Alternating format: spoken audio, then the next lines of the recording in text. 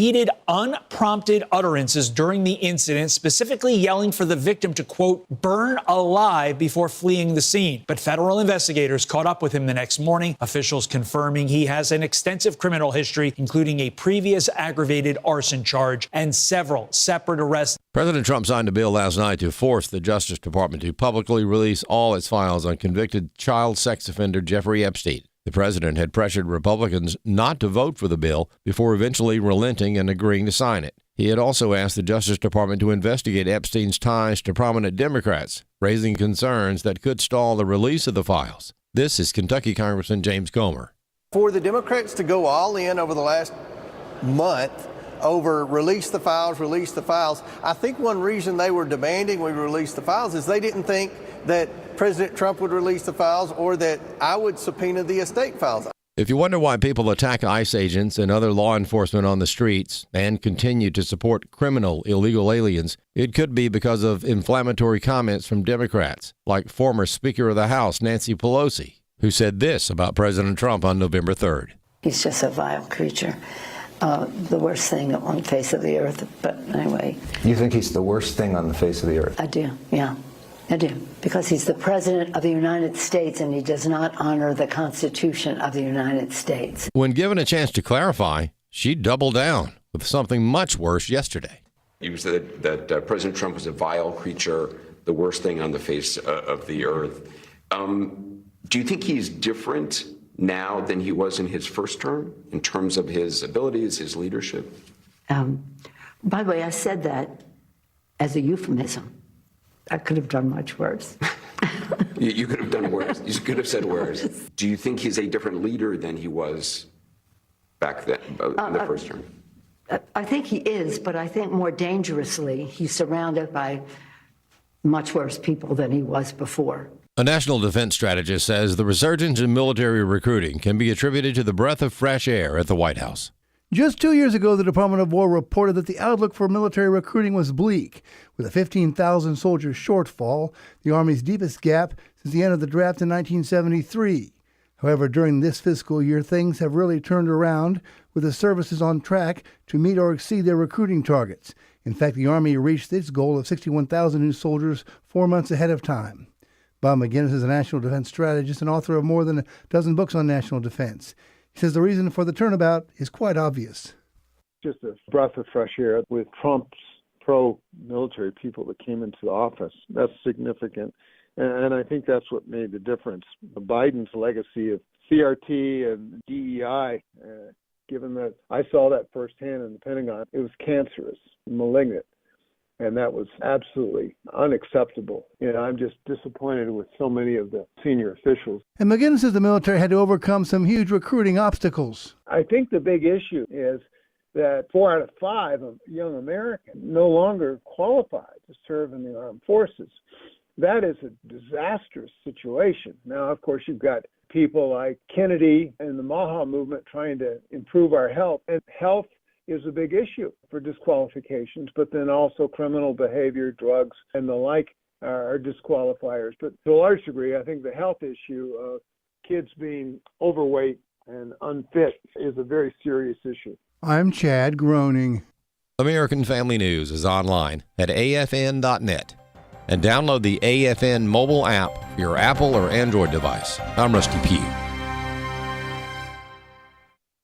I hope you're sitting down for this. George Barna's Cultural Research Center found only 13% of born-again Christians have a biblical worldview.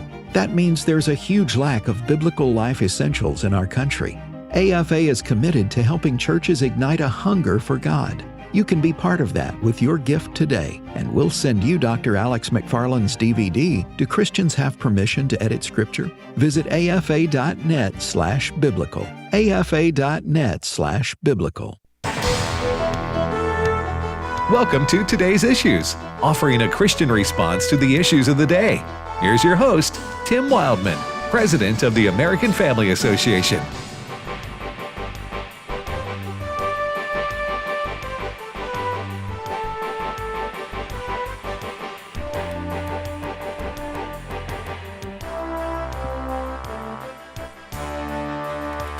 Hey, good morning, everybody, and welcome to today's issues on the American Family Radio Network. Thanks for listening to AFR. This is Thursday, November the 20th, 2025. Week from today, it'll be Thanksgiving Day. So I know everybody's looking forward to that annual celebration we have in our country here. Good morning, Fred Jackson. Good morning to you, Tim. Tony Vitagliano. Good morning, Brother Tony. Good morning. And Chris Woodward. Good morning. How you doing, Chris? I'm well. And we thank everybody for listening. A lot to talk about today, as I always say. That's a good thing because this is a talk show. And if we didn't have anything to talk about, I guess we'd play elevator music or something. I'm not sure what we would do to fill the time. But we got a lot going on in this world of ours, don't we, Fred? Sure do. It's a time that I tell you what, I've never seen a quiet news day in the last several years. Yeah. And today's no different. Today is absolutely no different, and Chris is going to tell us all about it. Yeah, yes. We got the Dick Cheney funeral taking place in Washington, D.C. today, right? Yes, right now. At the National Cathedral, yes. Because we're watching it on TV. We got our TV screen over here and seeing some faces we haven't seen in a long time, at least in public. I have Dan Quayle is at this. Yeah. By the way, Dick Cheney was vice president from 2001. Is that right? Correct. 2009. Is that correct? Yep. January 20th, 2001 to January 20th, 2009. Yeah. Before that, he was Secretary of Defense. Yes, a really good one. Yes, during the George H.W. Yes. Mm-hmm. What else did he do, Tony? Do you know Vice President Cheney? Was he a good cook? Do you know that? I don't know. I don't know. That was kind of before I started paying attention to politics. So how old were you that era? Well, I would have been from 4th grade to high school. So my head was in the clouds. The 2000 election was the first one I voted in, that I was able to vote in. Who'd you vote for? Bush and Cheney. Okay. Well, they're having it at the National Cathedral. I'm talking about the service for memorial service for former Vice President Cheney. And you've got George W. Bush and Laura. You've got Joe Biden and Jill. You've got Kamala Harris. You've got Mike Pence and his wife. You've got, I guess Kamala Harris's husband's here. I think that's him. I know people can't see what I'm doing. Al Gore and Dan Quayle are side by side. Yes. Together again. The inventor of the internet showed up. Reunited, and it feels so good. So the inventor of the internet and the guy who learned to spell potato. Yeah. Sitting side by side. And you know what? Dan Quayle got a raw deal on that. Yes, he did. Tony doesn't remember this. But I think I was in 4th grade when that happened. The media accused Dan Quayle of not being able to spell potato. Well, what it was, he had gone, this is during the campaign, he had gone to a classroom with some young kids, and he spelled potato, and the teacher, I think, corrected him. Well, the teacher was wrong. Yeah. The spelling teacher was wrong, and he erased what he said. He was like, well, who am I to question the teacher? Yeah. And it turned out the teacher was wrong, and he had actually spelled it right, but Dan Quayle will forever be known as the guy who misspelled potato in front of all the children. The spelling actually changed over the last 4 years. It's spelled transitioned? It's spelled B-I-D-E-N. That's how they spell potato now. Like Mr. Potato Head. All right, anyway, that's happening right now in Washington, D.C. at the National Cathedral. But I've seen Al Gore in a long time, but I haven't seen Dan Quayle in, gosh, how long has it been? 10 years or so in public? It must be. Does he still live in Indiana? Because he was from Indiana, like Mike Pence. I'm not sure if he's still there. Yeah. I'll Google, what is Dan Quayle up to? Oh. And also Google the year. Tell us if you can tell us the year that Mike Pence will smile. Okay. When is that coming? Yeah. What year is that coming up? AI Overview says, I'm not sure. But Dan Quayle is currently the chairman of Cerberus Global Investments, an investment company he has been with since 1999. He also authors a syndicated newspaper column and has written 3 books since leaving public office. 3 more books than I have. What was the third book was on spelling? Yes. What's his job again? He is the chairman of Cerberus, however you say it, Global Investments, an investment company he's been with since 99. I was in global investments at one time, but I don't remember seeing him at any of the meetings we were at. So there you go, a big deal happening in Washington, and they are remembering the life of Dick Cheney. Now, conspicuous by his absence, is who, Fred?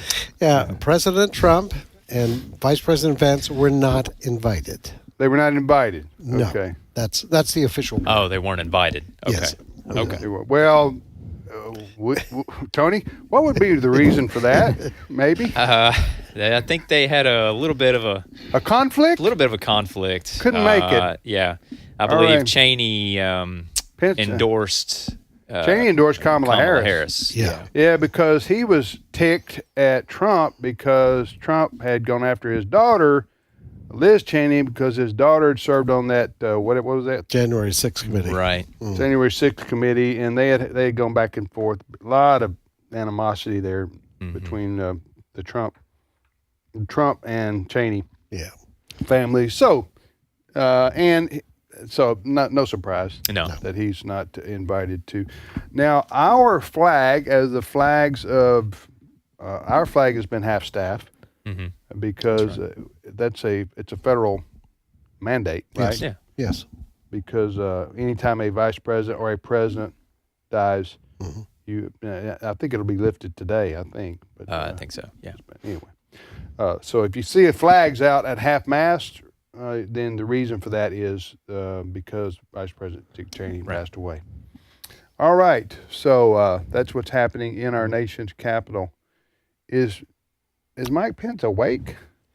I think so. Biden's awake. That's kind of surprising. There's Mike Pence. Mike Pence was an excellent congressman. Yes. From Indiana, one of the conservative leaders for several years before he, took the vice president role for Donald Trump. Anyway, there you go. We're talking about what's happening in Washington, D.C. All right, Chris, other than that, what else is in the news? Well, a moment ago, Mr. President, you used the... Talking to me, right? Yes, sir.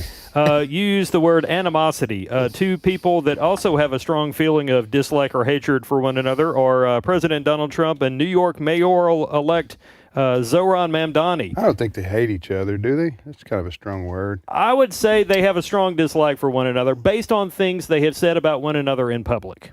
Now, the good news is they're going to meet tomorrow at the White House. That's good news? Well, it's better to meet and try to talk about some stuff than continue to bash one another. Yeah. They're going to work out a trade deal. Let me write that down. New York City and the rest of the United States of America. Are we going to trade New York City? Maybe to Russia? Or trade three of my buildings, Trump is going to say.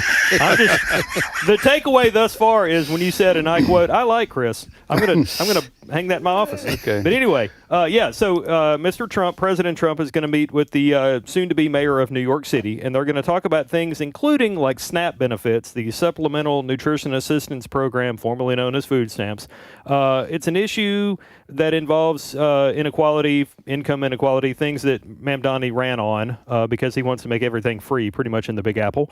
And the president, who has called Mamdani a socialist and a communist, sometimes both in the same sentence, is going to meet, and they're going to talk about some stuff. I do have some audio of somebody from the Wall Street Journal, another New Yorker by the name of James Freeman, who appeared on Fox today to talk about this upcoming meeting. Clip 1. Well, I guess right off the bat, you would hope that President Trump would encourage our new mayor to focus on public safety.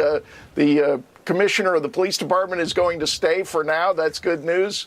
And also talk to him about the destructive impact of higher corporate tax rates. That's what Comrade Mamdani has been threatening for New York. Obviously, President Trump really created a model and boosted U.S. growth by lowering the corporate tax rate for the United States. Well, that's wishful thinking right there. I don't think, Tony, that Zohran Mamdani. Zohran Mamdani?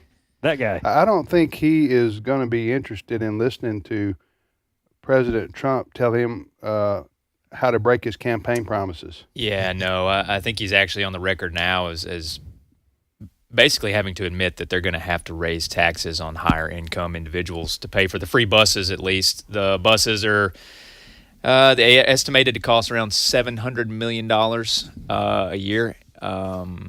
And you got to get that money somehow. And he's not going to be able to raise taxes on the lower middle class, who, you know, a lot of them voted him into power. So you got to go to the higher earners in your city.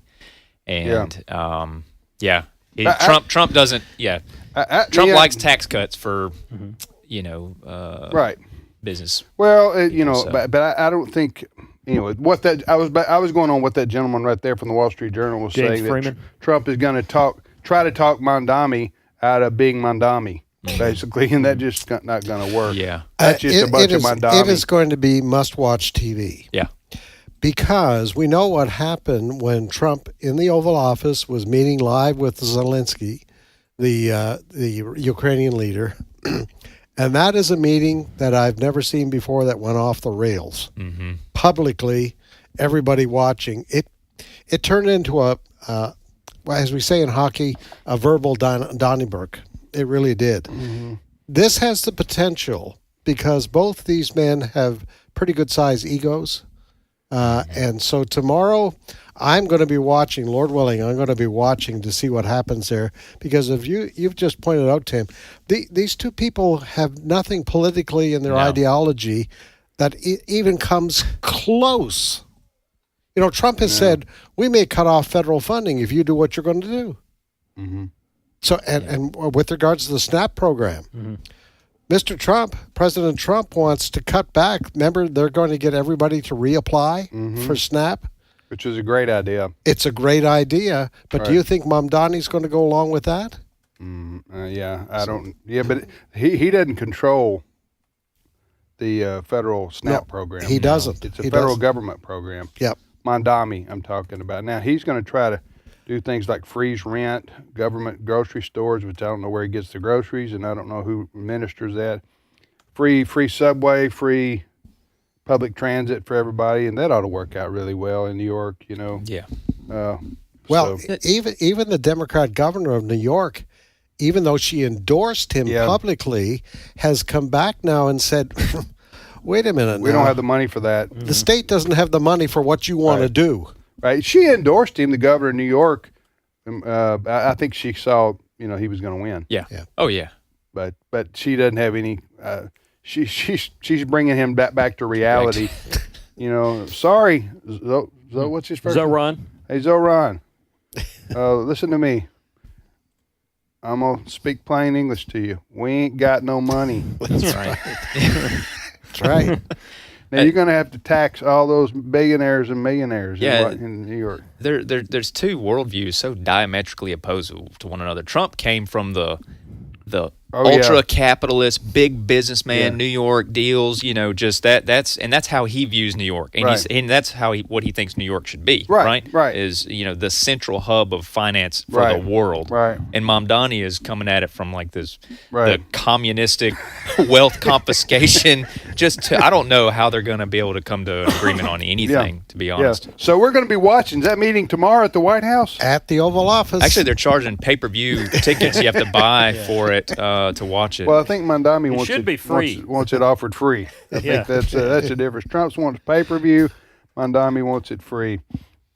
All right, you're listening to Today's Issues on American Family Radio. Next topic, Chris. Let me mention this real quick, because one of the issues that helped get President Trump back into office was the issue of males and female sports, private spaces, Title IX issues.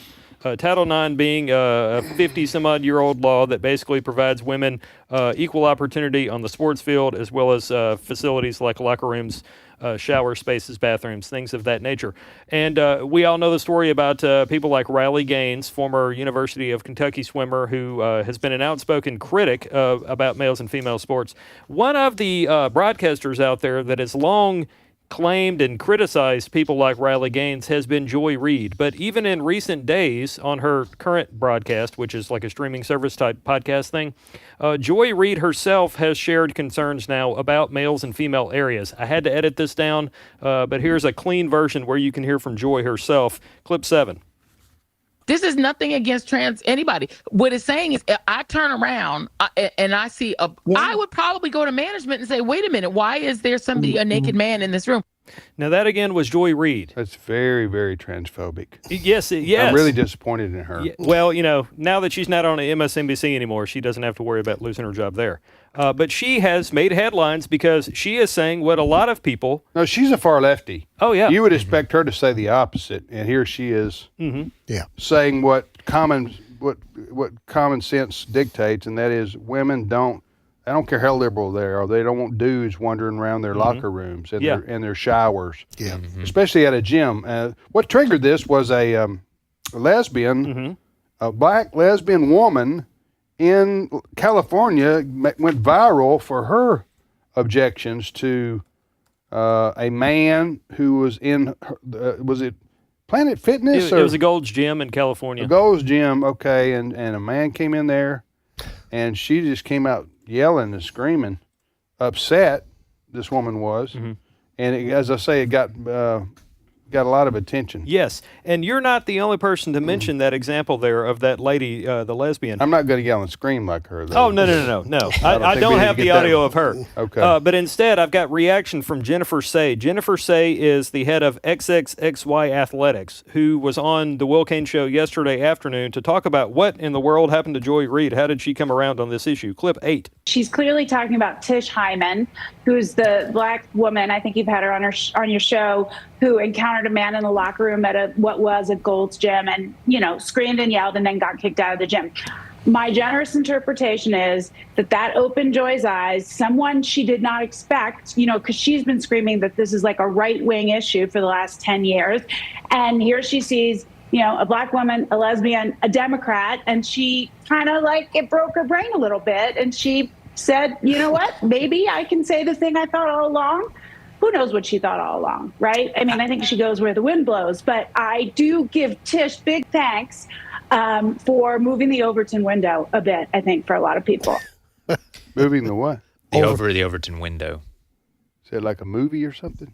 The Overton window, you've seen the diagram, 2 circles, and the middle circle is where they overlap, but then it shifts. Oh, yeah, but I didn't know what it was called.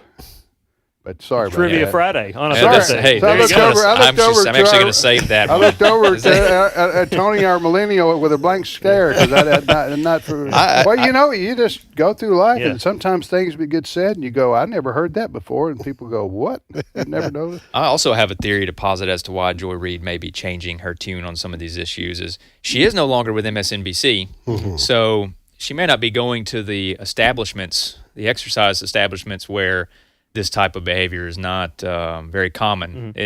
Maybe she views things a little more differently now that she goes to the local Planet Fitness and any weirdo can walk in. Yeah, and, say he's a woman. Yeah, and wander around the women's kind of opens your eyes, showers. Being closer to the real world. One day these places are going to get sued. Yes, that something's going to happen, and they're going to get sued. Yeah, and they're going to lose a lot of money. I'm talking about these fitness gyms that allow a man to say he's a woman and wander around in the showers and the dressing rooms and the changing areas. That's going to happen. All right, you're listening to today's issues on American Family Radio. Tim, Tony, and Fred and Chris. Is that the end of that story, Chris? Yes. Okay. Let me check on something real quick. Do you have clip 16 available? Okay. All right. So as we have reported on AFN, the Texas governor has declared the Muslim civil rights group known as CAIR, C-A-I-R, a terrorist organization. CAIR says that's not fair. How dare you? But Governor Abbott was on Fox just before our show began defending his actions and went on to talk about CAIR and their leadership here. Clip 16. So listen, Texas has its own separate laws that are independent of the United States laws with regard to designating foreign terrorist organizations. I have that authority as governor, and I used that authority previously to designate the Mexican drug cartels as foreign terrorist organizations, Right. and now to designate the Muslim Brotherhood and now CARE as foreign terrorist organizations. Listen, both of their history is long documented to be either connected or through affiliates connected to terror. With regard to CARE, for example, one of the founders of CARE Texas in our state had ties to financing terrorism and was put in prison for 65 years. More recently, the executive director of CARE praised the October 7th by Hamas and that killed Americans. And so either their connection to or support of terrorism is something that we want to make sure that we block and eliminate in the state of Texas.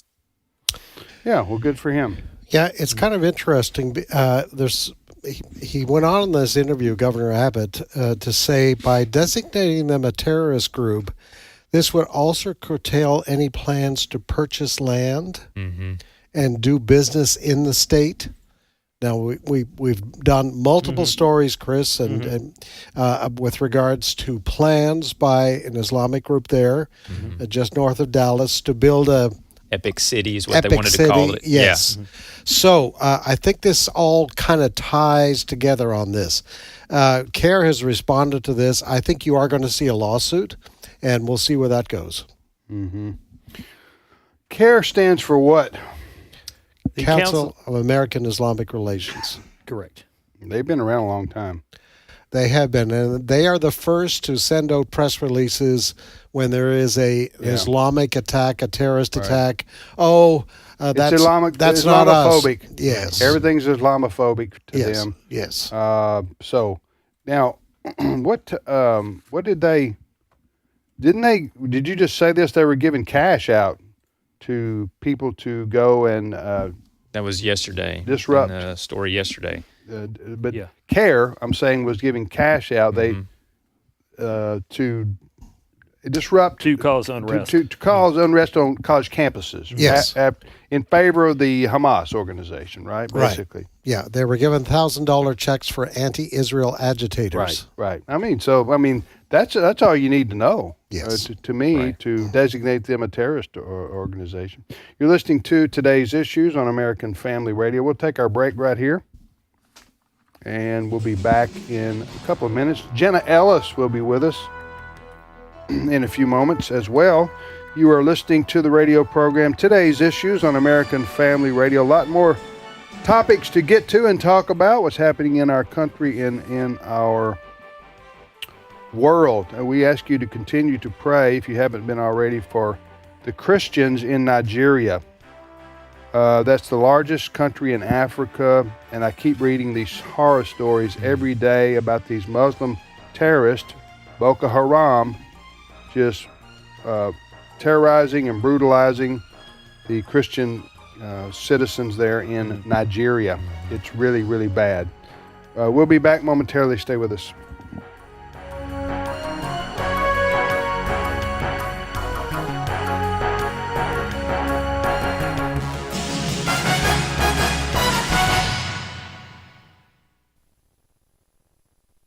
It's my turn. Here is your host for My Turn, Don Wildmon. Most of us remember reading a short verse of scripture in the book of Proverbs. Train up a child in the way he should go. I saw a tragedy last Sunday morning. I hope I see it again next Sunday morning. For I'd rather see the tragedy I saw than a greater one I fear will eventually occur. I'll call him Johnny. That's not his name, but for our purpose, that's what I'll call him. Johnny's in elementary school. He's in his formative years, and Johnny is the tragedy, or miracle as it may turn out to be. You see, Johnny came to Sunday school and worshiped by himself last week. He's been doing it for some time now. Sometimes Johnny will ride with a neighbor to the church. Sometimes when the weather is good, he'll walk. Sometimes a member of his family will bring Johnny to the church and drop him off. Now, what's the tragedy I saw? Just that. Someone in Johnny's family bringing Johnny, dropping him off to go by himself. Johnny's father and mother have something else to do, more important. And so Johnny managed to get to the place that would give him some direction in life all by himself. The story is repeated often in our society. However, I'm afraid it doesn't happen enough, for most Johnnies never manage to get to Sunday school and worship. They simply find more important things to do, like the rest of the family. How long little Johnny will continue to see to it that he gets himself to a place that can give him moral and spiritual instruction and guidance, I don't know. I hope he'll find strength in himself to continue the habit, but I'm afraid that one day Johnny will find it easier to sleep, or one Sunday the family will make some plans that will require Johnny to be away, and that will be followed by another Sunday with some more plans, and another and another. I guess what I'm really saying is that the pack is stacked against Johnny. The chances of his continuing his present habits are small. The odds against him are too heavy. Johnny will find further down the road that his visits to the house of God will have to cease.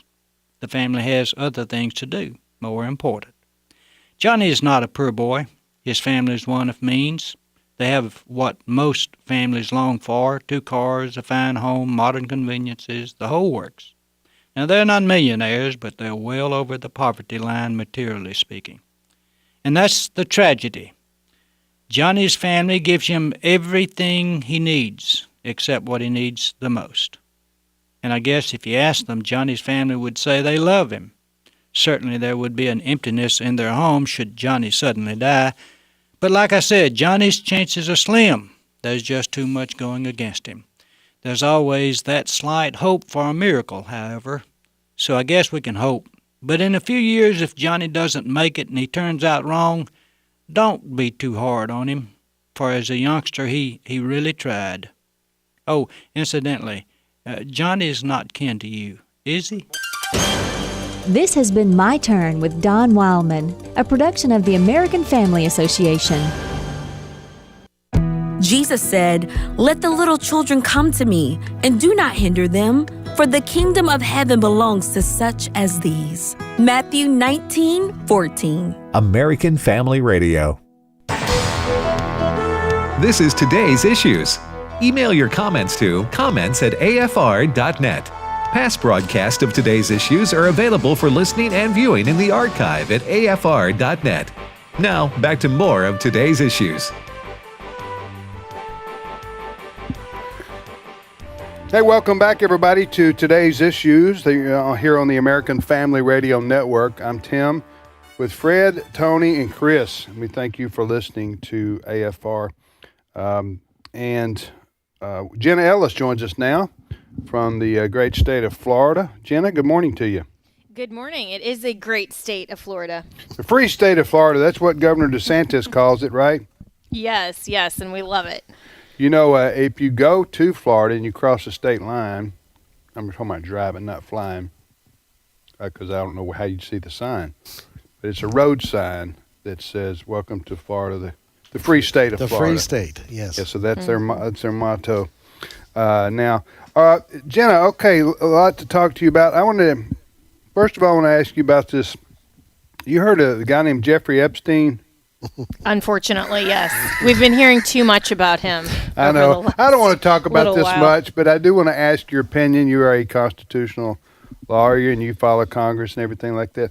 Is this over now? I mean, now that the Congress has voted to release all the quote Epstein files, and I don't even know what all that consists of. Is that like, what is that? You know, and then I don't think anybody really knows at this point what that consists of. But the Babylon Bee had the best headline today. It said, "Trump sadly announces a dog ate the Epstein files, and then the dog was lost in a boating accident, and then the boat was nuked." And I think you actually sent that to me, and I think that's where everybody's at right now with all of this, because it's gone on for so long that no matter what is actually released, I don't think anybody on any side is going to believe that it's the whole thing, and then they're going to wonder, well, what was redacted? And then Speaker Johnson coming out and saying, well, there are national security interests and all that. I mean, what possible national security interests could there be for someone who's accused of the types of sex crimes that Epstein... I mean, I've never heard this ever related to this kind of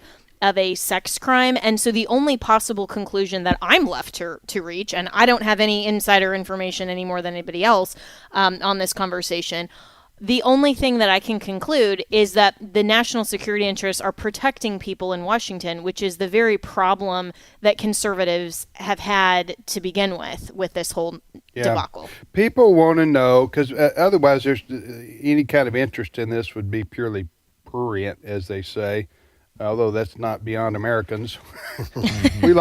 Americans like prurient interest sometimes, but along with Schadenfreude. Yeah, we like that one too.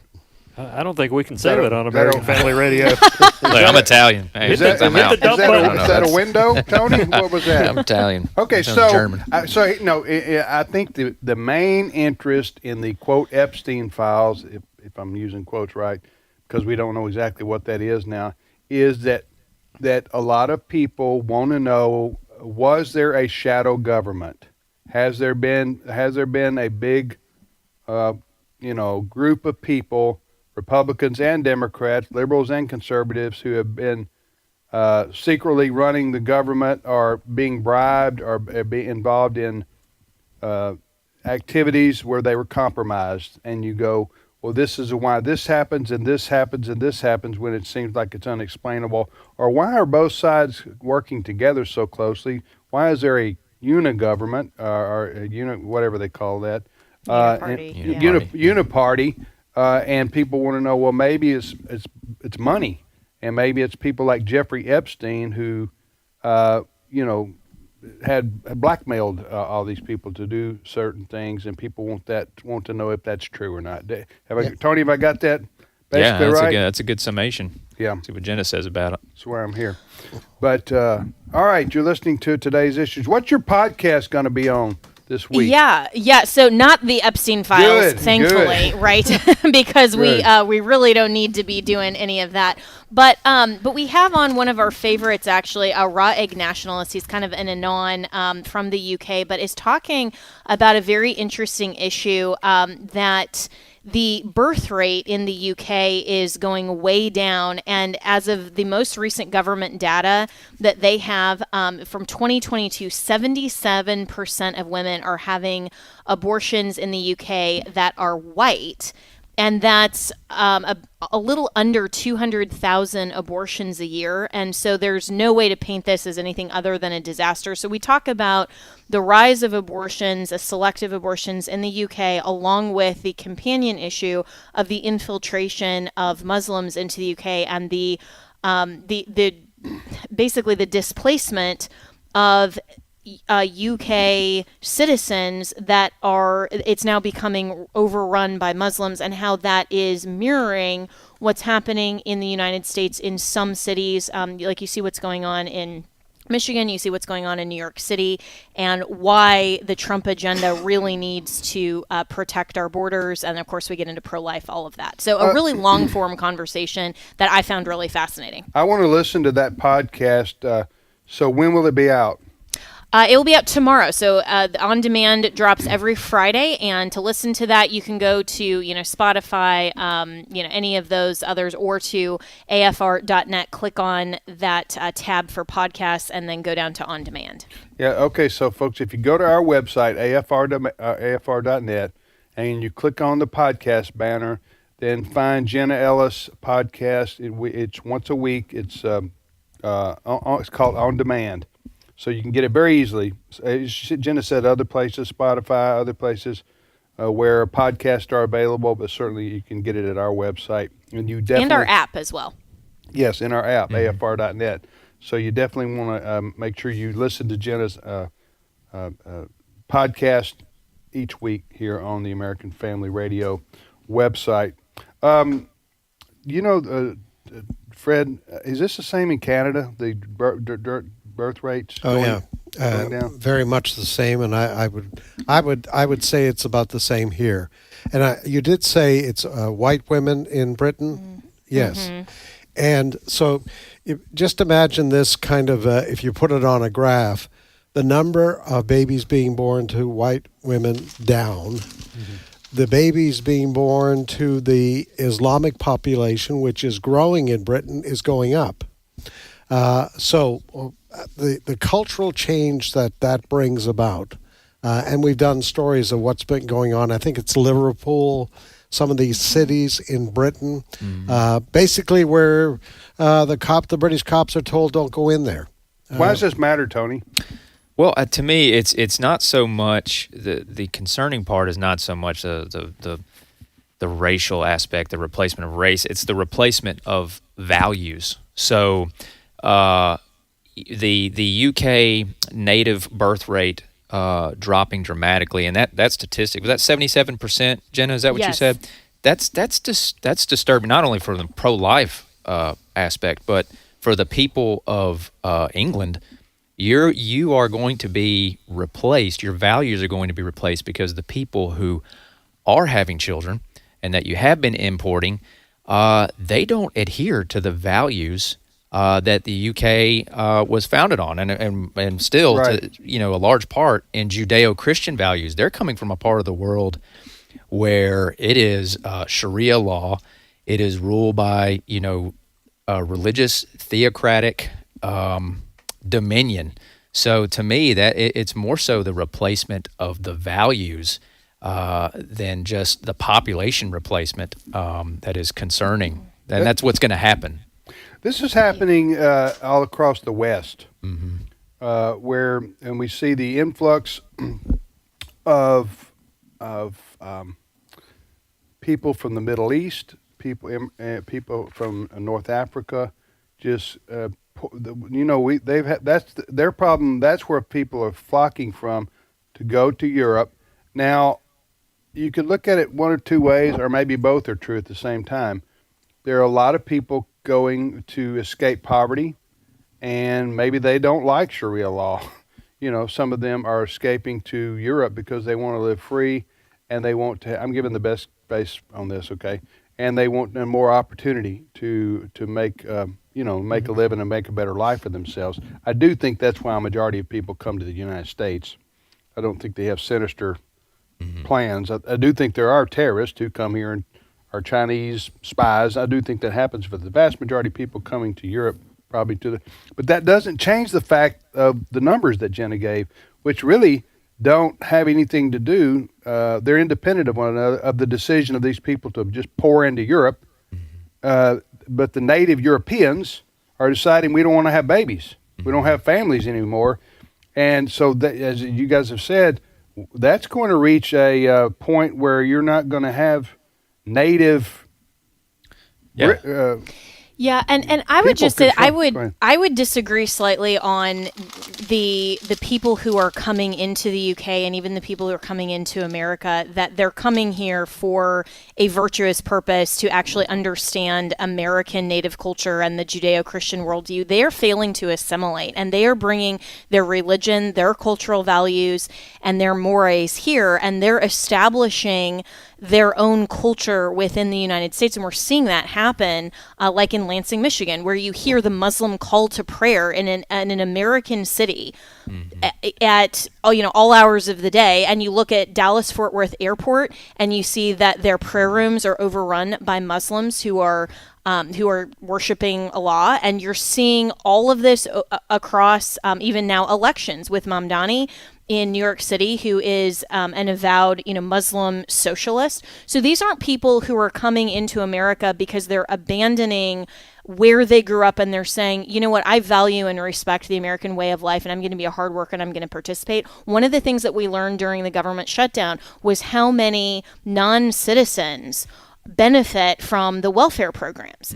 And you saw all of those numbers, and you also saw in the Mamdani election how many non-U.S. born voters, and so people who can vote but they're not U.S. born, are the ones that are pushing candidates like that and who are suggesting that somehow this Muslim socialist has a better way of operating in the U.S. than our own native worldview. And so this is an infiltration, and I think it's purposeful.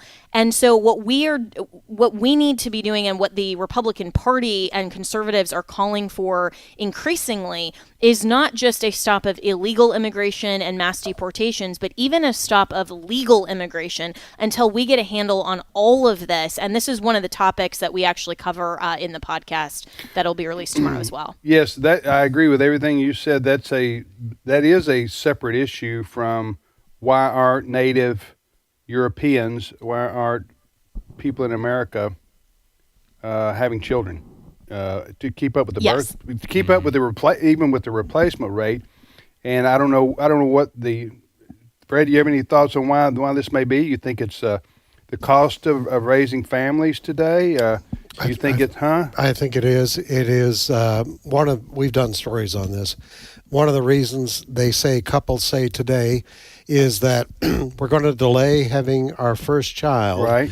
Because we want lots of money in the bank so we can buy a house, all of those sorts of things. That's one of the I'm not saying I agree with that, but that's one of the reasons being given. Climate change has been cited by some young couples too. They buy into the myth that we are killing the planet by having more children. Yeah, that to me, those are. Are you serious, Clark? I'm dead serious. Yeah, this is something that there's a lot of people 35 and younger that don't have kids because Tony, of the do you believe in this global warming? Well, obviously not. I have 5. I'm killing the planet. Tony's shame on you. Tony's busting the average wide open. Yeah, you're gonna make emissions great again. I think it's a reflection also of the moral decay amongst that the younger generation would view children as being a burden. That's their priority. It's a I'll just say it's selfish mindset to say, okay, I want to do what I want to do for longer, and or if it's for financial reasons, even that is going to get pushed out further because you still can't afford housing. You still can't, even if you're single or married with no children, that is slipping away. So I just know the baby boomer generation, which I'm on the tail end of. I know that, and a lot of people listening to me right now who are in their 60s and 70s and maybe 80s, they came from an era, and I came from an era where it was nothing to have 4 children. Okay. 4 was probably the average, because a lot of families were 5, 6 children, 7 children even. Yeah. You had 3 children, you were a small family. I'm talking about back in the 50s and 60s and 70s, and even certainly in the now birth control. That entered the picture in the 70s or 80s, and that changed everything 60s, too. 1965 was the Supreme Court case, and that was coupled with the sexual revolution. The sexual revolution, and the church. I also largely blame for this as well, that is not telling young people that marriage is God's design for you. And you see so many so-called Christians that are buying into this secular nonsense that they don't want to get married. They want to, even for some purportedly lofty or spiritual reasons, like, well, I need to work on myself and I need to, know that I'm complete in Jesus before I get married. And it's like, none of that is actually biblical.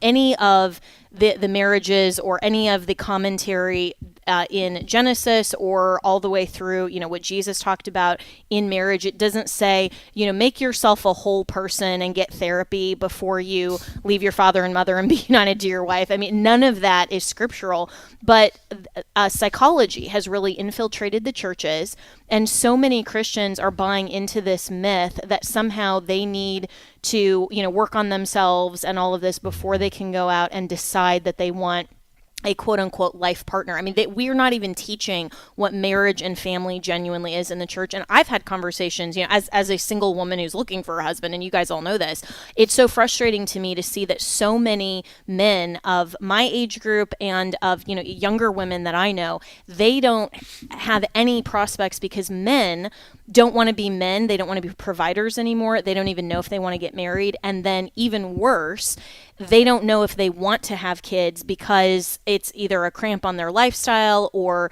as we've talked about, the affordability issue, but they're not looking, the church is not incentivizing young men to pursue God's design regardless of all of this other secular nonsense. Yeah, no, bingo, you just bingoed. All right, Jenna, thanks for joining us today. And what's coming up on Jenna Ellis in the morning tomorrow morning?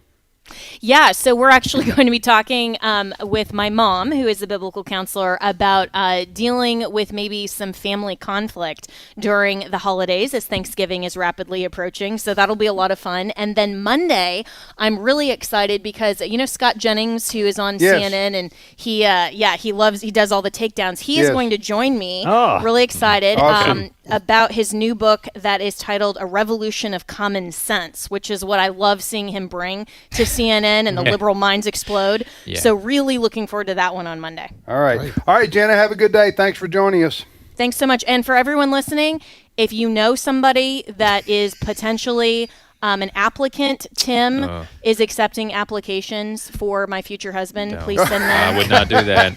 I would not do that. Oh, we do that all the time. And you know Jonathan's over there sweating bullets. And comments at AFR. And you know what? I say this all the time, and we've never gotten like a single one. This is what's crazy. Look, I'm in IT, and I'm going to have to increase the spam filter. Filter do out. That. Yeah, we got to filter it out. But husband. Send them to Ed's email. Yeah. Hey, don't nix them until we go through them. Seriously. All right. Help me out here. Well, we will pray for Jenna's future husband. All right. Thank you. Thank you, Jenna. Take care. I see a new show starting on AFR. Yeah. It's a dating game. Hearts on Fire. Every once in a while in my world, somebody says, we ought to hook these two people up together, and I'm going, you can do it if you want to, but I ain't. I'm not hooking anybody else. Hooking up's a bad way to say it. Yeah. I'm talking about putting together. Right. This person, this person. They're both single, and they would be wonderful together. Allison might say sometimes, and I'm going, yeah, well, you go for it. Because as soon as I hook them up, there I go again, then something happens, and they go, I can't believe you put me with, what a loser, you made me get engaged. Now I've got wasted 2 years of my life. Thank you, Tim. Yeah. I'm going like, no, I'm not doing it, I'm just going to leave that to the Lord. There you go. Okay, because I'm not matchmaking squat. Okay. All right, you're listening to today's. Have you ever matchmade, Tony? I have not. Okay. I stay away from it for the same reasons. I don't want to be. Fred, you a matchmaker? Absolutely not. Okay, Chris, you're a matchmaker, aren't you? No. To be honest with you, I wake up every day wondering what my wife saw in me 25 years ago, but God bless her for it. All right. So, how much time we got left here? I want to mention this, and I don't know if this is funny or not, but this happened on Air Force One. Do we have the audio, Piggy? Yes. Do? It's got some background noise, but I do have it. So, oh, boy. Okay, now, this is not worth very much time, but this is classic Trump. President Trump, he can be a gentleman, and then sometimes he can be just a... He can be Trump. He can be a very rude, brash New Yorker. Am I right? Mm-hmm. So there's this reporter for Bloomberg, which is a news service, and she's on the Air Force One, and President Trump's talking to some of the reporters, and she asked him a question having to do with the Jeffrey Epstein files, and is this? We're about to hear what he says. Yeah, can you even understand it? There is some background noise. The plane's obviously flying through the air. He. Okay, go ahead. Clip 4. Discriminating in the files, Venezuela, sir. On Venezuela, sir. You've had a lot of meetings on Venezuela. I know you can't tell us what your next steps will be. So, if you didn't hear what he said, this was the lady's name is Catherine Lucy with Bloomberg. And he says, quiet, piggy. Now, am I wrong? Should I not be laughing about that? Because I laugh about it, and then I go, I don't think I should be laughing about it. If you don't laugh, you cry. That's Fred, as a reporter, Fred, have you ever been told quiet, piggy? Never. No, this is Trump. And with Trump, there's a lack of a gateway between what you're thinking and what you say publicly. He has no filter? Is that what you're saying? No, and I'm sure there's people around him that kind of just grimace when they hear that. No, not at the White House. They say, "Dear leader is right." Whatever he says and does. Well, they're not going to disagree publicly because they won't have a job. You think they're cringing though when he calls a woman piggy? You've got to believe that. You just know that this is going to explode. And we're going to be asked about this and all these sorts of things. Well, the thing about it is she's not even overweight. No. So it's not even an accurate description. I don't know. I wouldn't call a woman that way anyway. But I'm just saying, what makes it kind of worse is he does this with women. Mm-hmm. And used to, that would be a cancel, disqualify. You call Nikki Haley a bird brain for 6 months. That's usually disqualifying, but Trump just rolls on. I think what happens to us, it's kind of like with Charles Barkley. Mm-hmm. People develop a reputation for insulting everybody, and so you hear it so often, you just finally go, well, that's just Trump being Trump. Yeah. Whereas if Vance did that, you would go, I'm shocked. And I'm surprised he did that. I think we can all agree it is unbecoming of the president to insult a reporter, female reporter, and especially to call her a name. But I will say this: I've noticed that I think even the media is just so used to it. This would be like with any other president, with any other candidate. This would be a national story. For a week. Especially and now since it involves a woman. Yes, exactly. But because everybody just has come to expect this with Trump, it'll be out of the cycle by the end of this show. Mm-hmm. It just everybody just kind of accepts it. Quiet, piggy. What I think what people dislike about Trump is also what they like about Trump. Mm-hmm. He is not a politician. Right. All right. Right. George W. Bush. I even agree. Barack Obama. They would not say this. Right. He is a New York tycoon businessman. Mm-hmm. This is the way he has operated for decades. Has this tycoon? I agree with everything you're saying. There's a reason, but what's going to happen is in 2 years, if a Democrat's running for president, or I hope they wouldn't win, then and if that Democrat, whoever it may be, Gavin Newsom, says to Laura Ingraham, "Hush, hush, piggy." Then you know what we're going to do? We're going to say that's awful. Yeah. We can't accept that behavior. That's why we can. That's why it's important for us to now. Yeah, at least say that's we don't agree with that kind of behavior. And I'll say this too. Yeah. Trump. My filter may loosen up if I had to deal with the media and its constant attacks and everything he's had to go through. I mean, they're not kind to him. Let's just put it that way. Yeah. That may factor into it too. He's dealt with them. But at for some point, I'm going. You're the president. Yeah. Just deflect. Just say I'm not going to answer that question. Right. I don't appreciate that question. Or next. Yeah. You don't have to hurl personal insults. He threatened ABC to take away their license, their FCC license, because he didn't like a question that they answered.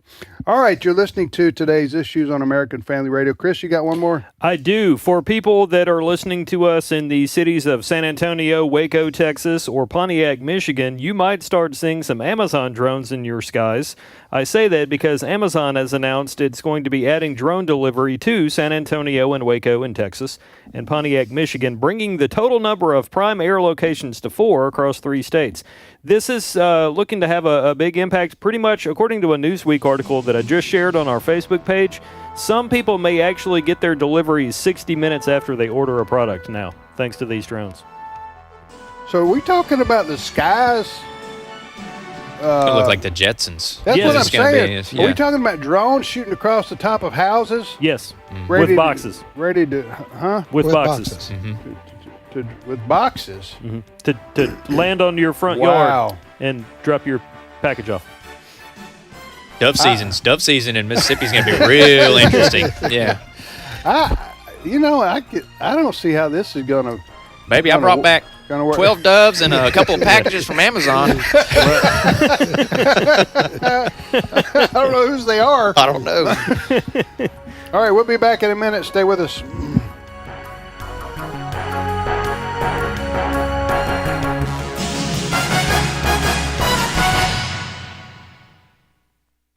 The views and opinions expressed in this broadcast may not necessarily reflect those of the American Family Association or American Family Radio.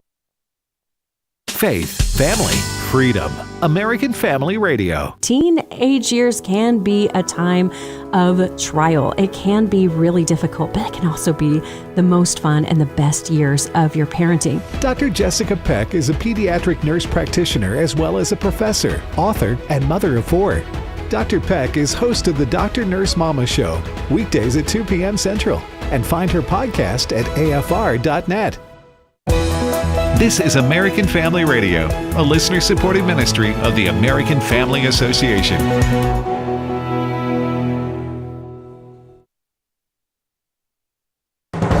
American Family News, I'm Rusty Pugh.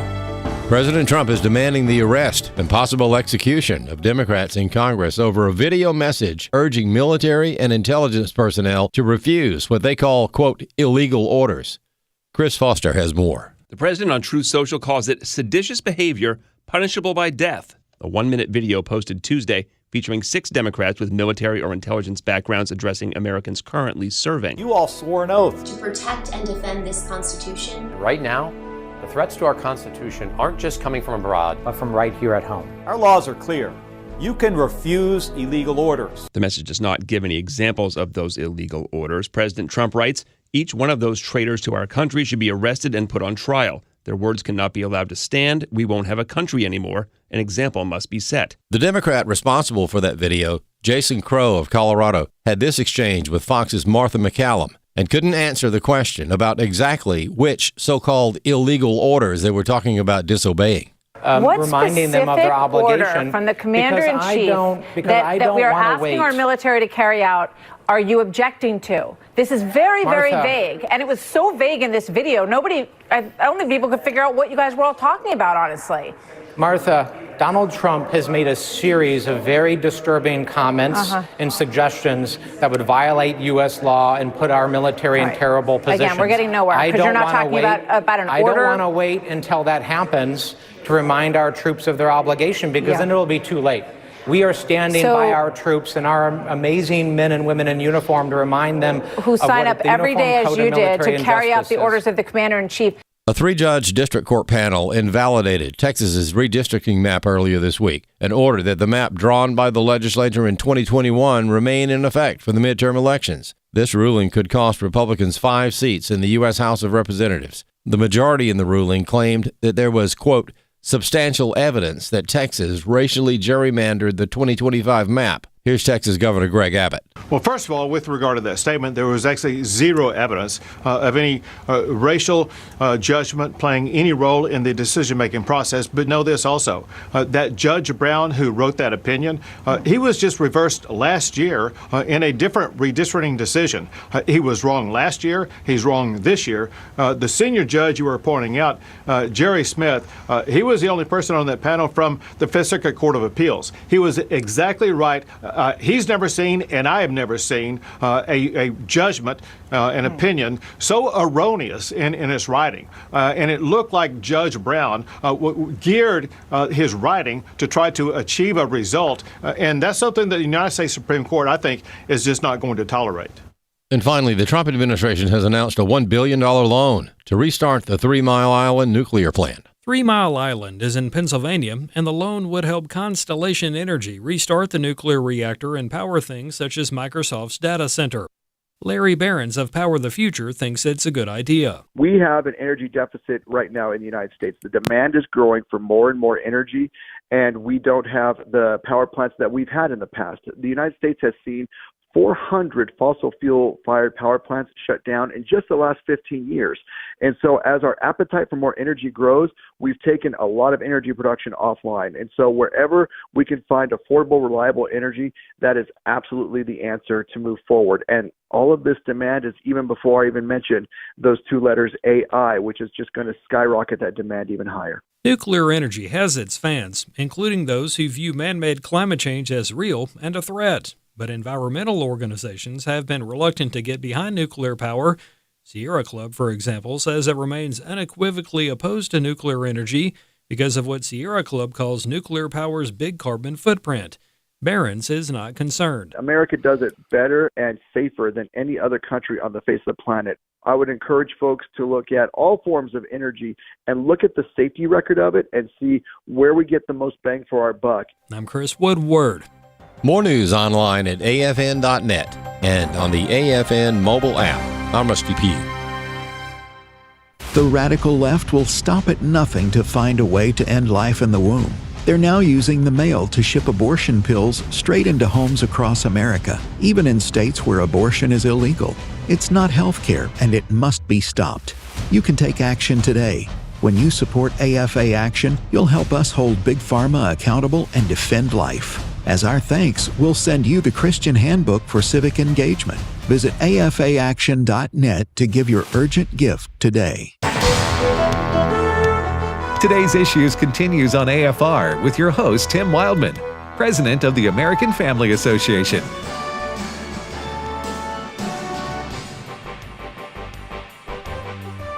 Hey, welcome back, everybody, to today's Issues on the American Family Radio Network. I'm Tim Wildmon with Fred Jackson and Tony Vitagliano, and now Steve Paisley-Jordahl joins us. Good morning, Steve. Good morning, everybody. How you doing, Brother Steve? I'm okay. It's a good day here so far in Mississippi. Good day. Good day. That sounded like a country song right there. We could make it up, couldn't we? We could get an AI to write it for us. We'll do that right now. You say Mississippi country song. All right, hold on. We're going to see what comes. Hopefully, it'll be safe and family friendly. Let me see. It's nope. That's Is that what comes up? No, I'll do this in a second. I have the app actually. It doesn't need to be a honky tonk drinking song. Well, I got it. Yeah. Okay. We're going to say that the. Let me see. We got to write it here. We got to put. I was half joking. I know, but I could do it. I could do it. If you could We're getting deep into it. I'm sorry. I just. What was the name? What was the name of the song? Mississippi. What do you say? It's a good day in Mississippi. It's a good day in Mississippi. Written by American Family Association. Yeah. Called It's a Good Day in Mississippi. Let's see what happens here. All right. And oh boy. Done. All right. I'm not responsible for No, I know, right? Okay. Hold on.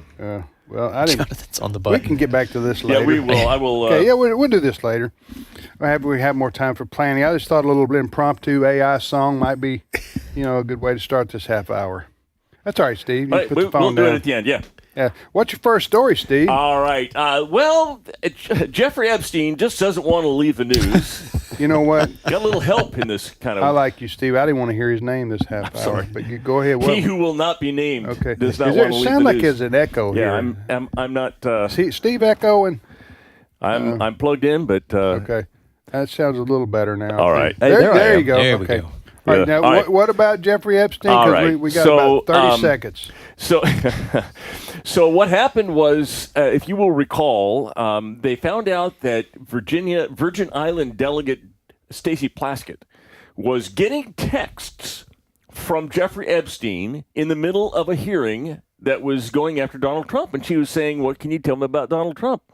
Republicans released this, and that got Democrats, including one Texas Congresswoman, Jasmine Crockett, a little upset. How dare you? And so she's the Texas version of Alexandria Ocasio-Cortez, right? AOC. That's correct. They are. She's the brisket version. That's right. Am I right? Yes, I think so. Do I need to do something here that's no. different? Okay. So what happened was that Jasmine Crockett went to the floor of the House. Yeah. And said, well, you think that's bad? I have a list of other people who have been given money from Jeffrey Epstein, and she lists off a bunch of people, including Lee Zeldin, the current EPA secretary, I believe he is. And he's in Trump's cabinet. Says, well, he's gotten some. Well, Lee Zeldin pops back and says, yes, I was given money from Jeffrey Epstein. Dr. Jeffrey Epstein of so-and-so, which is a completely different person than the Jeffrey Epstein that everybody else is talking to. Not the same one, genius, was what he put on his text. So she went on, Jasmine Crockett went on CNN, and she was asked if she wanted to take this back because Lee Zeldin said it wasn't the same Jasmine Crockett. Well, that I now have a minute of Jasmine Crockett digging and digging and digging and refusing to stop. Cut 15. You mentioned Lee Zeldin there. He's now a cabinet secretary. He responded and said it was actually Dr. Jeffrey Epstein, who's a doctor that doesn't have any relation to the convicted sex trafficker. Unfortunate for that doctor, but that is who donated to a prior campaign of his. Do you want to correct the record on the people that... Listen, I never said that it was that Jeffrey Epstein. Just so that people understand, when you make a donation, your picture is not there. And because they decided to spring this on us in real time, I wanted the Republicans to think about what could potentially happen, because I knew that they didn't even try to go through the FEC. So my team, what they did is they Googled. And that is specifically why I said a Jeffrey Epstein. Unlike Republicans, I at least don't go out and just tell lies. He admitted that he did receive donations from a Jeffrey Epstein, so at least I wasn't trying to mislead people. Now, have I dug in to find out who this doctor is? I have not. Yeah, but people might see that and say, well, you're trying to make it sound like he took money from I did not know. A registered sex offender. No, but I literally did not know. So, number one, I made sure that I was clear that it was a Jeffrey Epstein, but I never said that it was specifically that Jeffrey Epstein. She's in the Congress? Yes. That hurts your head, doesn't it? Mm-hmm. I'm speechless at that explanation. At first she said, and then she reminded me a little bit of Karine Jean-Pierre. Yes. Yeah. I don't know if they're college roommates or what, but because she said, talking about listing the Dr. Epstein, which is not Jeffrey Epstein, although he has the same name. She's the one who publicly said that. And then she said, I did not know. She checked with Google. Yes. Yeah. And then she said, I did not know. I did not know. And then she follows up with that, I wanted to be clear. No, this is a beautiful combo of, we got to play that one more time. Again, this is Jasmine Crockett this is her number one hit across the land right now.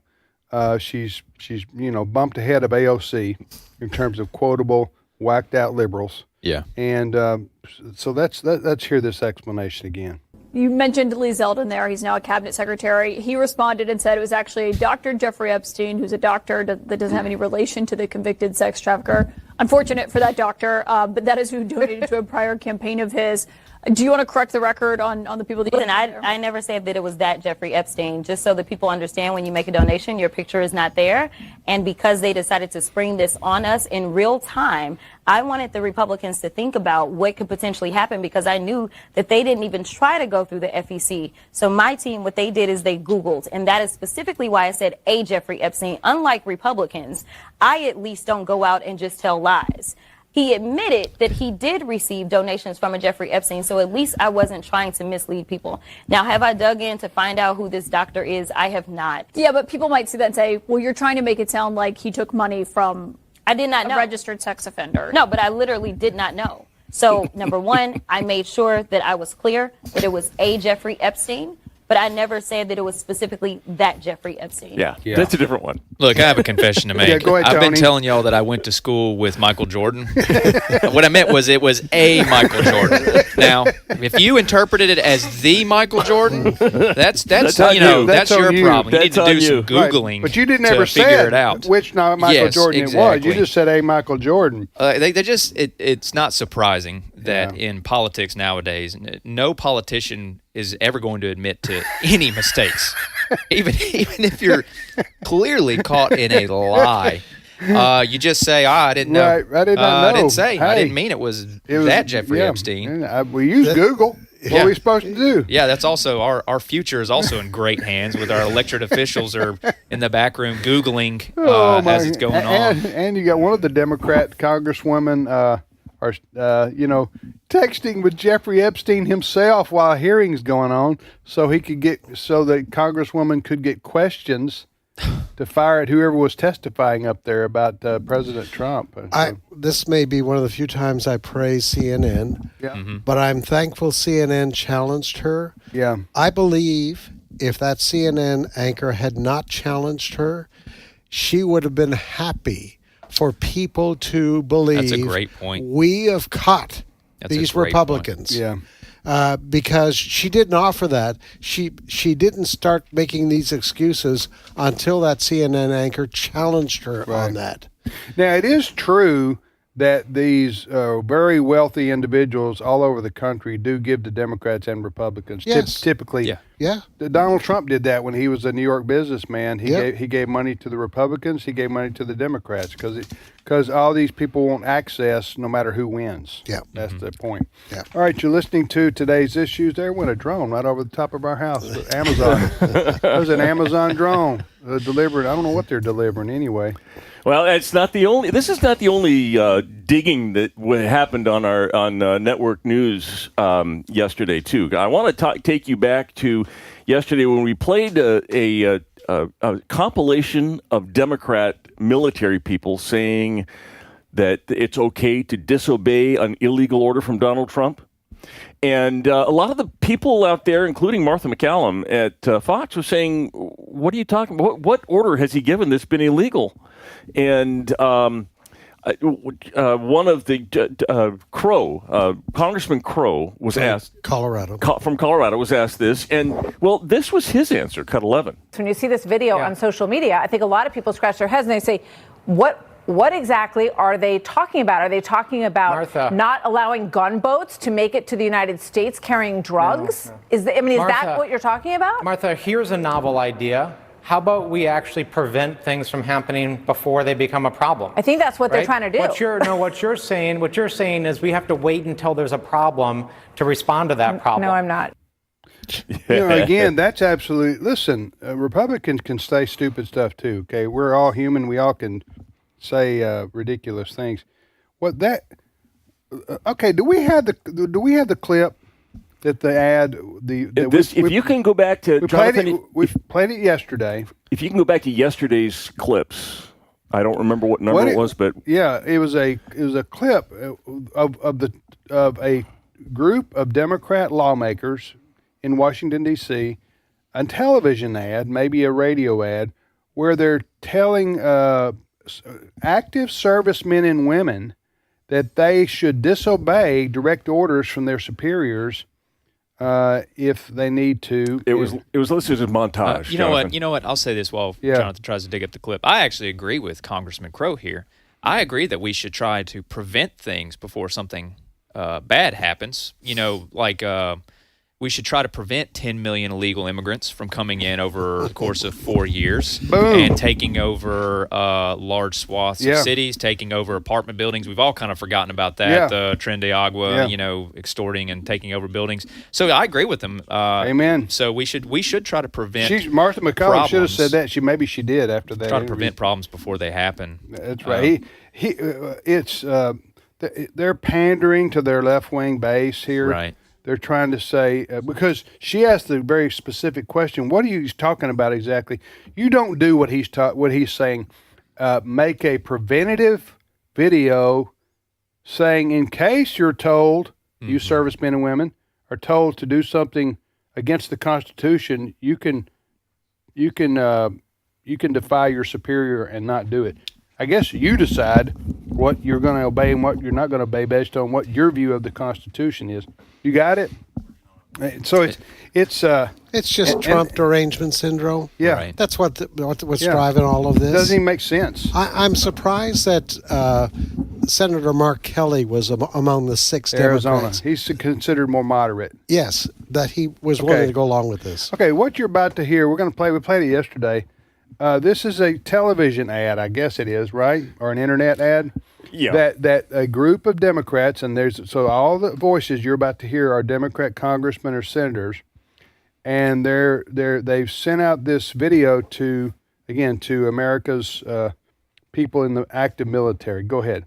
We want to speak directly to members of the military and the intelligence community who take risks each day to keep Americans safe. We know you are under enormous stress and pressure right now. Americans trust their military. But that trust is at risk. This administration is pitting our uniformed military and intelligence community professionals against American citizens. Like us, you all swore an oath to protect and defend this Constitution. And right now, the threats to our Constitution aren't just coming from abroad, but from right here at home. Our laws are clear. You can refuse illegal orders.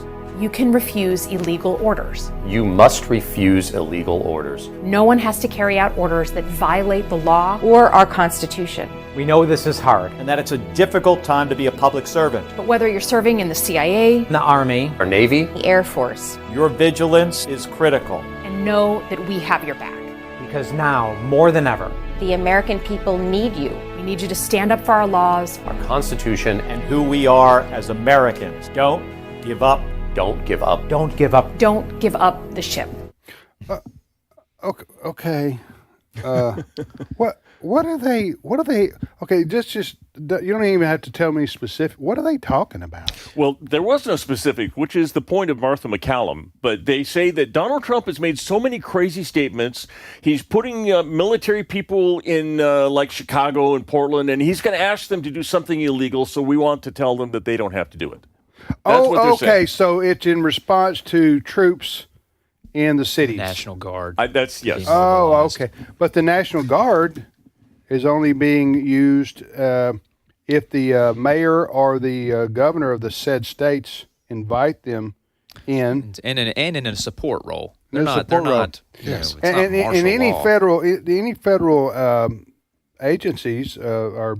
But if you can paint Donald Trump as someone who's going to give an illegal order and you can kind of hang that around his neck, they're going to do that every single time. Well, I think that's what they like fantasize about, Trump becoming a dictator and instituting martial law. I honestly think they welcome it, and they're trying to paint this picture. It's not this there. This is just highly irresponsible. Right. Highly irresponsible, because there may be some men and women in uniform who are listening to this and saying, okay, I have a right to disobey an order from a captain, a major, a colonel. I have a right because I think it's wrong. Right, right. That's what they were saying. This is dangerous. Yeah. It is highly irresponsible. If we were a Democrat president, they wouldn't say that. No. None of these people were backing up troops when they were refusing to get the vaccine. Have we all forgotten that? Yes. How the military was enforcing forcing soldiers to get vaccines. They weren't backing them up when they were making a decision to disobey orders or to disobey, now against their conscience. All right, you're listening to Today's Issues. That's the name of this show on the American Family Radio Network. Today's Issues. Tim, Fred, Tony, and Steve. Steve, what's your next story? Well, someone needs to go check the grave of Billy Graham to see if he's spinning or not, because Christianity Today, the magazine that he started, has appointed a brand new president. Her name is Dr. Nicole Martin. Okay.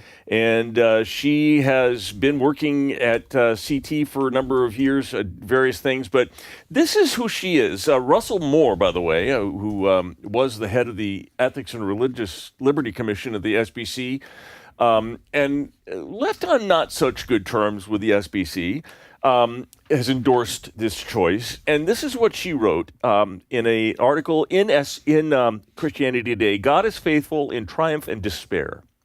So she's talking about despair. What despair did she go through? This is what she writes. At age 9 and 11, my girls watched my husband and me vote for the one we believed would be the best qualified president of the United States, Vice President Kamala Harris. And now they witnessed the grief that comes from knowing that the candidate we championed has lost the race. They watched as our faces fell when we heard the results. They experienced our sorrow, not only for the loss, but also for the fear of what might happen in the coming days and years. This is the new president and CEO of Christianity Today. I think Christianity Today, hadn't they been drifting leftward for a long time, though, Fred? Oh, yeah. Even before Russell Moore became the editor there. Just stop and think about this for a moment. Kamala Harris, when she was vice president, became the first vice president in the history of this country to go to an abortion clinic. I believe it was in Wisconsin. And to celebrate what they were doing at that abortion clinic. Right. And now this person heads a publication called Christianity Today. And they were crying because Kamala lost. Yes. Yeah. Well, I can't. Who's their subscription base anymore? I mean, it used to be evangelical Christians, but is it? I think Russell Moore has a subscription. I don't know I don't who know, else I is don't know who listening they're in. going to say. I don't know who I would they- recommend our alternative. We have an alternative. Yes. What is that? The Stand. The Stand. We have our own editorial magazine and site that you can go to and view our What is that, articles. Tony? Hmm? What is that website? What is that website? The Stand. The Stand. Let me You pull can it up go right and- now. you can- well, and it's this AFA. AFA.net/The Stand. Is that it? Go ahead and tell it. Yes, so that is AFA.net. We never go there. That's why we don't know it. Huh? Well, why do we? We got the magazine on our desk. It's huh? AFA.net, and you'll see The Stand up at the top. Okay. Yeah. The Stand. Go, That's what you need to be reading, people. Right? Yeah. All right, next story. All right, let me do this quick because I do have a song I'd like to share with you. I wrote a song in my spare time. It's A Good Day in Mississippi, and it's ready for you to Okay, I'm hear. ready. But Let's you want to hear do it, that Steve. now? Yeah. All right, this is the song I just wrote. Okay, Steve. It's A Good Day in Mississippi. Okay. Got a little country feel to it. All right. And I checked the lyrics. It's clean. It's clean? When is it? Okay, here we go. Uh-huh. You just wrote this? Mm-hmm. And sang it. This is me singing it. Is it? Okay. Oh, yeah. You can do a southern twang. Really good. Yeah. Drones flying through the sky. All right, we were for those who didn't hear the first part of this segment here. Why did we just do that? Well, I said it's A Good Day in Mississippi when you introduced me, and you said Yeah, that'd be I a said good country that. song. I did provoke that. And Yeah, so I said, wrote Steve. one. Jeffrey Epstein didn't kill him.